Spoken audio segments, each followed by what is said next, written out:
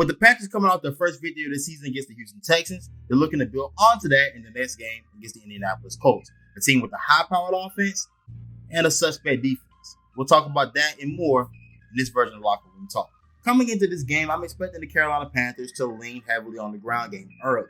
That seems to be the easiest way to get your offense going, get your offensive line in a groove, which I think will be very pivotal after last week's performance against Houston. Austin Corbett being in his second week back. You want to get him doing what he does best, and that's blocking downhill in the ground game. Ike Ekwonu, what does he do best? Blocking downhill in the ground game. What do the Indianapolis Colts struggle the most with? Honestly, everything in regards to playing defensive football, that's what they struggle with. But I did see last week against New Orleans an offensive line that I think resembles ours in how they struggle and what they struggle with. I saw them being able to fire off the ball, move guys in front of them. And I think you're talking about a defensive line group, especially in the interior, that just does not have any elite guy that can hunker down, take on a double team, and eat up space. They're not a space eater in that room for the Indianapolis Colts. So I think you have to take advantage of that to start out.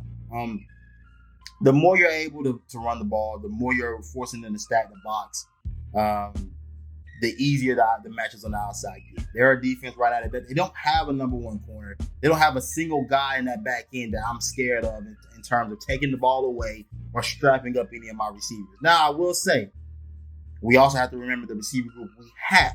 Now, I think this leads into Thomas Brown and his scheme. How does he dial up these plays? How are the plays designed? I think a lot of what we've seen, I thought what we saw last week was a lot of rub rock concepts, a lot of, pick plays, things of that nature to take advantage of the fact that you don't have a speedster or a burner in your receiver room. But I think that Jonathan Mingo is the guy I'm looking at this week to say, I think we see the step forward for him. I thought we saw a great game from him last week. He started to finally show me some signs of life, and I think we continuously see that as the weeks go by. I think he's going to be a guy that you want to get open. That you want to get the ball in the hands of. I talked about it in this week's episode of the podcast. In that screen game, I'm thinking Mingo needs to be the guy to receive most of those. He's the guy that seems like after the catch, may not be the fastest, but he seems to be the most physical runner of all the receivers that we have in the room. I still want to see Smith-Marsette on the field just to give you the mere threat of speed being there. But if not, I do think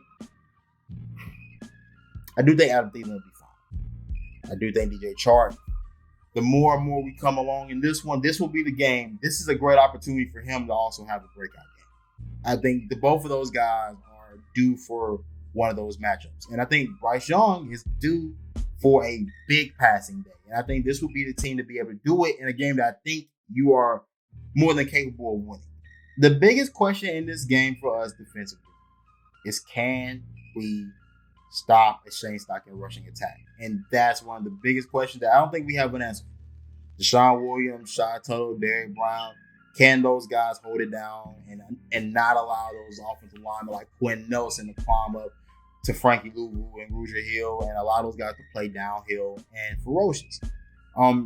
That's a big question mark. If I'm being honest, I do not think we have the guys for that in a matchup like this. What I think we can do is simply play fast.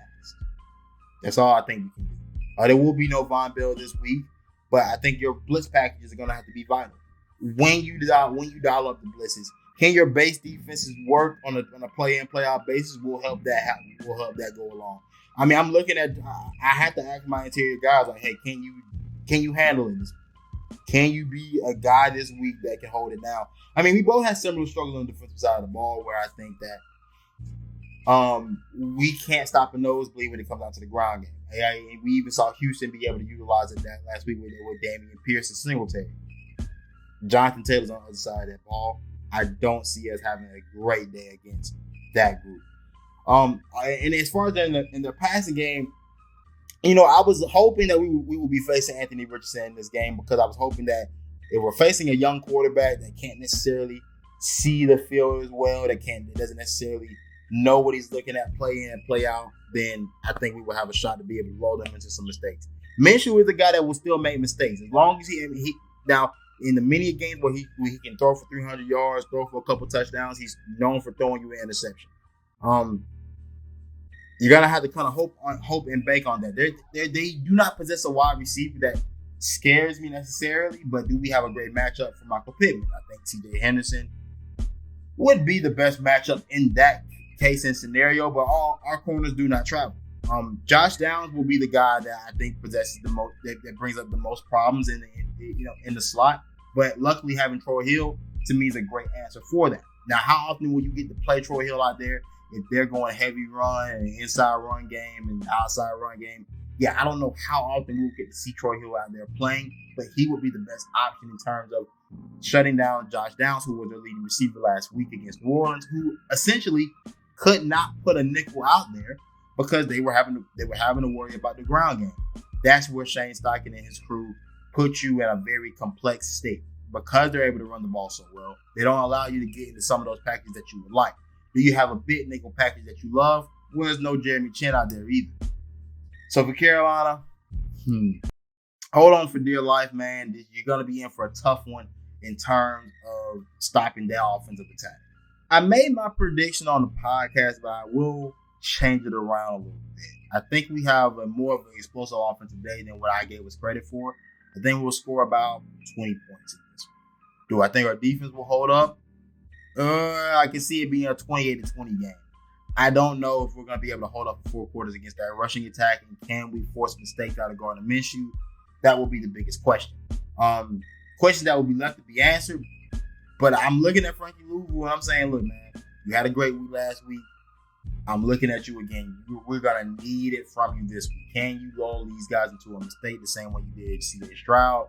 This is a veteran quarterback, and this is a secondary that I do think has played admirably to this point. You're going to need a great day from that back end again as well if you want to have a chance in this one.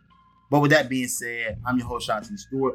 This has been Locker Room Talk, and I'm out.